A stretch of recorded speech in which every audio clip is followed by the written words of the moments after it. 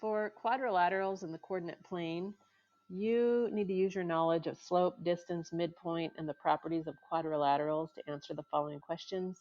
So one of the main things you need to know is the slopes of parallel lines are the same. So if lines are parallel, they have the same slope. And you also need to know that if lines are perpendicular, they have negative reciprocal slopes. So I'll go over that here in just a second. But this first one, on parallelogram PQRS, if P is located at negative 1, 6, so that's right here, and S is located at negative 7, negative 3, what is the slope of QR? So we're looking for the slope of this line here. Well, we know that these two lines are parallel. So whatever the slope of PS is going to be the same as QR. So let's find the slope of PS. So we know the slope formula is y2 minus y1 over x2 minus x1. So we'll just take, well, I'll start with this one. So 6 minus negative 3 divided by negative 1 minus negative 7. So that ends up being addition. So does that. So 6 plus 3 is 9. And negative 1 plus a negative 7, that is 6. So 9, 6 is the slope, which can be reduced to 3 halves. So if the slope of PS is 3 halves, then the slope of QR is also 3 halves. So for QR, the slope is 3 halves. Number 2, you have a rectangle. It says on rectangle ABCD below, if A is located at 3, 4, and B is located at 7, 6, what is the slope of BC? So we're looking for this line. What's the slope of this? Well, you have to know that in a rectangle, every angle at the corner is a 90-degree angle. So these are perpendicular lines. And so if you remember, perpendicular lines have negative reciprocal slopes. So perpendicular lines have negative reciprocal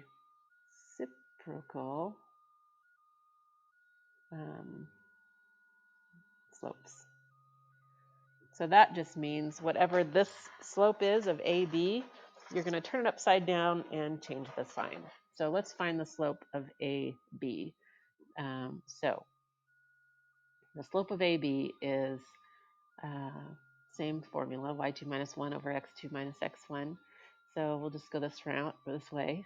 6 minus 4 divided by 7 minus 3. So 6 minus 4 is 2. 7 minus 3 is 4. So that reduces to 1/2.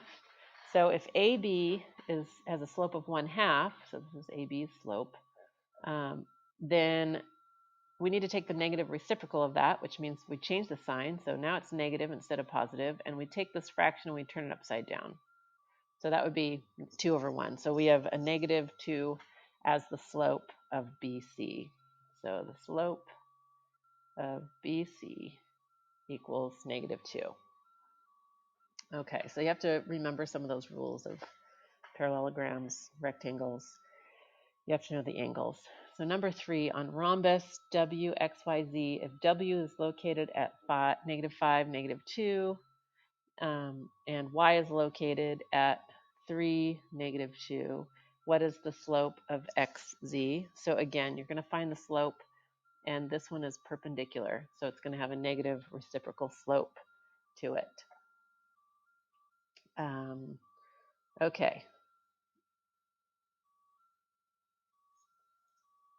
For number 4, on square JKLM below, if J is located at negative 2, 5, and K is located at 2, 2, that's those two, what is the slope of LK? So again, this is a square, this is a 90-degree angle. You're going to find the slope and take the negative reciprocal. So negative reciprocal slope of whatever you get from these 2 points. Okay, so I'm going to let you roll through this. I think I think you'll get it. It's pretty straightforward. You might have to use the distance formula. Let's see, on number 5, on parallelogram, STUV below, S is located at -4,1, and T is located at 5,3. What is the length of VU? So again, this gives you ST.